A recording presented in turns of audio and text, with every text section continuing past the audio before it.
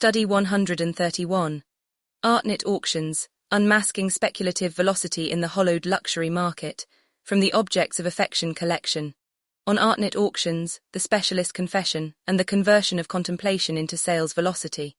This study is an Artnet Auctions analysis in the strict sense, a structural reading of the June 2026 edition of What Artnet Auctions Specialists Can't Stop Thinking About This Month, conducted as an art market speculation critique rather than a review. The column arrives dressed as reflection, 3 specialists, 3 preoccupations, yet every preoccupation resolves into live inventory.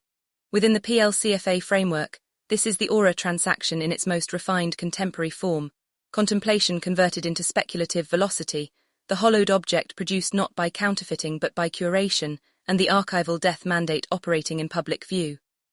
Anyone tracking luxury art market trends should read the column twice, once for what it says, and once for what it is. The column as catalogue. The facts first because the facts are the mechanism. On June 26, 2026, Artnet published the month's edition of its specialist column under the byline of Artnet Auctions itself, not a critic, not a reporter, but the sales division as author. 3 auction specialists speak: Carys Lake Edwards on photography, Connor Williams on prints, Johannes Vogt on the post-war and contemporary market. 2 sales frame their thoughts: Trailblazers in Photography, live through June 30, and Contemporary Art, running June 30 through July 14 with lots by George Kondo, Unishimura and Chloe Wise. Every image in the piece is credited courtesy of Artnet Auctions. Every artist discussed at length has work on the block. The column's opening sentence concedes the architecture with disarming honesty. Much of the art world is on vacation, but Artnet Auctions never take a break. This is the structure from which any serious art market speculation analysis must begin. The contemplation is real, the specialists are credentialed, and the container is a catalogue. Those seeking auction house experts' predictions are in fact reading a consignment pipeline narrated in the first person. The monthly cadence is itself part of the mechanism. A one-off essay persuades, a recurring column habituates. By returning every month with a fresh set of preoccupations, the format trains its readership to experience the sales calendar as an intellectual season, a rhythm of thought that happens every time to coincide with a rhythm of consignment. The genre borrows its authority from criticism, its intimacy from the diary, and its deadline from the auction clock. None of the 3 sources is acknowledged as such, and the blend is precisely what makes the form effective. It would be less effective and more honest if it were titled what it structurally is. What Artnet Auctions needs you thinking about this month? The column is not journalism about a sale, it is the sale wearing journalism's clothes. The correction on the record. OAC's Institutional Council staged this signal before verification, and the Council's dominant hypothesis requires correction on the record. The arena assumed the column would be uniform promotional acceleration, a continuous search for the next big thing, as one agent put it. Verification against the primary text found something more interesting. Johannes Vogt, head of post-war and contemporary art, spends his entire section conceding that the ultra-contemporary bubble burst, itemizing the wreckage and explicitly disavowing the flip. The artists who recover, he writes, are the ones who were never really about the flip. The correction matters and it strengthens the study. The specialists are not naive accelerants. One of them is the most candid bubble diagnostician currently publishing under an auction house masthead. But the candor does not falsify the critique, it relocates it. A confession published inside a sales apparatus is not outside the apparatus. It performs trust, and trust is the scarcest input of the next cycle. What Vogt calls optimism about the next boom, PLCFA reads as speculative capital rebuilding its own runway. When the specialist confesses the bubble, the confession is priced in before the ink dries. Nerve as inventory. The photography section is the column's most elegant movement, and its most instructive. Lake Edwards assembles a genuinely defensible canon, Bernd and Hilla Becher converting water towers into anonymous sculptures and founding the Dusseldorf School, Cindy Sherman abandoning documentation for constructed identity, William Eggleston forcing colour photography into MA in 1976 against critics who called the work perfectly banal. The unifying virtue she names is nerve. Each artist challenged the accepted limits of the medium. The art history is sound. The function is not art historical. This canon is assembled inside a sale titled Trailblazers in Photography that closes June 30. The essay and the bidding window share a deadline. Photography collecting is here taught as connoisseurship while functioning as lot promotion, and contemporary art market sentiment is manufactured in the same gesture that appears merely to describe it. The nerve being sold is the artist's, the nerve being exercised is the house's. A canon consolidated at auction is a canon with a reserve price. The posthumous pantheon. The centre of the column belongs to David Hockney, who died on June 11, 2026, 15 days before publication. Connor Williams, head of prints and multiples, installs him in a printmaker's pantheon beside Picasso, Jasper Johns, Louise Bourgeois, Helen Frankenthaler and Wayne Thiebaud, then distinguishes him above it. The Xerox prints, the paper pulp works with Ken Tyler, the Moving Focus series, the iPad landscapes of remarkable scale and vibrancy.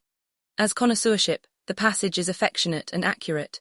As structure, it is the posthumous art market executing its oldest maneuver at record speed. The artist's death converts an open practice into a sealed supply, and the sealed supply is immediately re-narrated as pantheon placement. OAC documented this architecture within days of Hockney's passing in the Custodian of Looking. The specialist column now supplies the confirming specimen. Post-mortem financialization rarely announces itself with a price.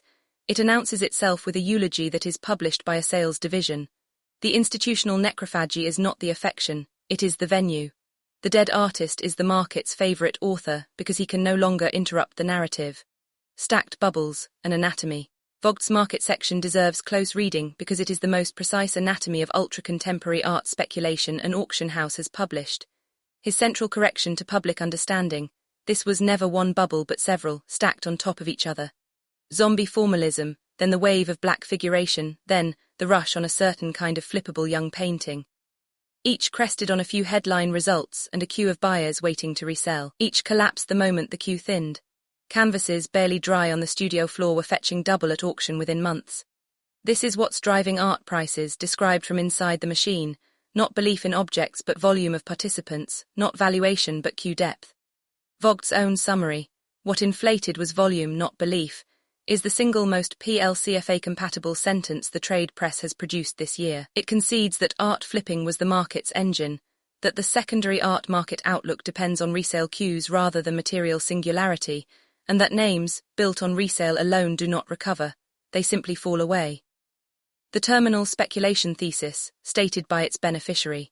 Note also the periodization Vogt supplies, the remarkably smooth on-ramp that began after the 2008 crash, more than a decade in which the segment only widened, more buyers, more galleries, more fairs, more capital looking for a young name to back.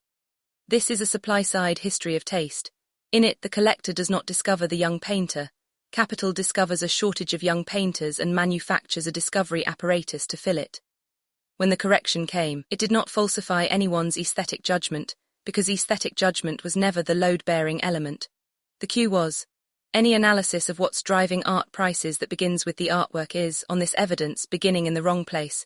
It should begin with the line of people behind the current bidder, and with who assembled that line. The confession economy, what inflated was volume, not belief, and what deflates is never the belief of those who sold the volume. Why would a house specialist publish a bubble post-mortem while his own contemporary art sale is opening? Because in a post-correction market, candor is collateral. The buyers who remain after a correction are precisely the buyers who distrust promotion. They can be reached only by an apparatus that performs its own critique. Vogt's essay closes not with caution but with a forecast. There will be another boom for ultra-contemporary work. There always is, followed by declared optimism about whatever that turns out to be. The confession clears the ground, the optimism replants it. This is the zero-sum aura dynamic applied to expertise itself. The specialist's credibility, earned in the gallery years, spent in the auction years, is a finite reserve transferred to the house that publishes him. Expert opinions on art collecting become, in this container, a species of financialized reassurance, luxury art investment strategies dressed as retrospection. The semantic burden of the word specialist, scholar, connoisseur, custodian is drawn down with every column that deploys it to move lots. What the column cannot say. Read the column against what it omits and its genre becomes visible. No lot is discussed in terms of condition, conservation, or the burden of preservation its next owner assumes. No provenance chain is walked. The labor density of a Becher typology, decades of systematic fieldwork, is compressed into a style note. Valuation methods at art auctions appear nowhere, because the column's actual valuation method is the one it enacts. Attention, narrated by authority. On a deadline. This is the operation Walter Benjamin could not have fully anticipated. The aura is no longer destroyed by reproduction, but manufactured by editorial. And Guy Debord's spectacle completes it, converting the specialist's inner life into promotional surface. Artnet auction trends for July 2026 are thus set in June by a document that resembles a diary and serves as a forward order book. The top art market picks that specialists offer are not predictions of value, they are productions of it. Consider how even hostility is metabolized. Lake Edwards cites the critic who called Eggleston's 1976 MA pictures perfectly banal and perfectly boring, a genuine wound in its moment now redeployed as patina. 50 years on, the insult functions as provenance, proof that the work was once misunderstood, and therefore that early conviction was vision. The market has learned to compost its own rejections into value narratives, which means that no critical position, however adversarial, is safe from eventual recruitment as sales copy. This is the deepest sense in which the column cannot say certain things, not because they are forbidden, but because anything said inside the container is eventually converted into the container's purpose. Contemplation that ends at the bidding window was never contemplation, it was inventory selection. The custodial alternative. The fair reading, and OAC insists on it. The specialists are not the villains, they are the symptom. Lake Edwards's canon is defensible, Williams's affection for Hockney's printmaking is evidently sincere, and Vogt's diagnosis is more honest than most criticism of the same period. The failure is architectural. A market that can only metabolize expertise as sales copy will convert even its best minds into velocity instruments. This is custodial stewardship's structural opposite, auction provenance reduced to auction promotion. The alternative exists and is specifiable. The custodian's contract retethers expert judgment to obligations that outlast the sale. Condition disclosed, provenance walked, preservation funded, resale disciplined. Narrative permanence is what specialist knowledge produces when it is not on deadline. Object permanence is what collections produce when specialists are custodians rather than accelerants. A specialist column worth the name would tell a buyer what an object demands of them, not what other buyers are thinking this month. Imagine the same column rewritten under custodial rules. Lake Edwards walks the condition history of a single Becher typology and names what its next decade of care will cost.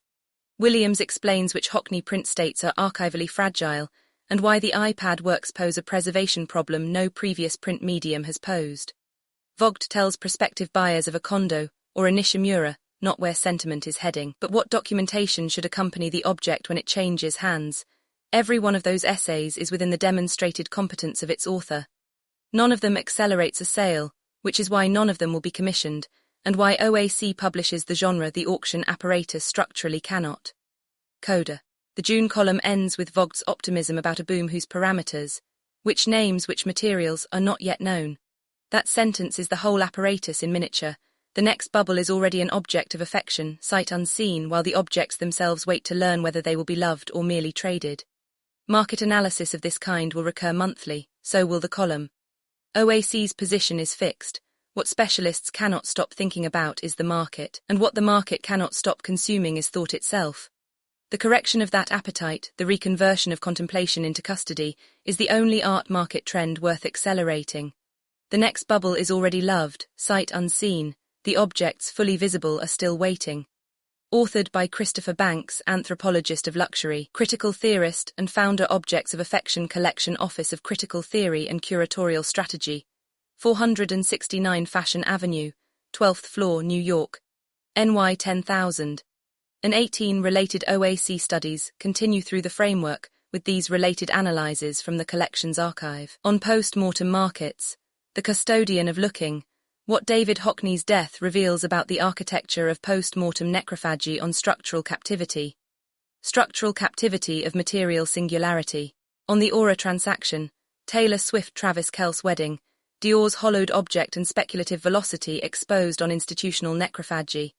Bayeux Tapestry British Museum demand, institutional necrophagy's high-velocity display. On object permanence, Swiss Institute New York permanent location. A mandate for object permanence.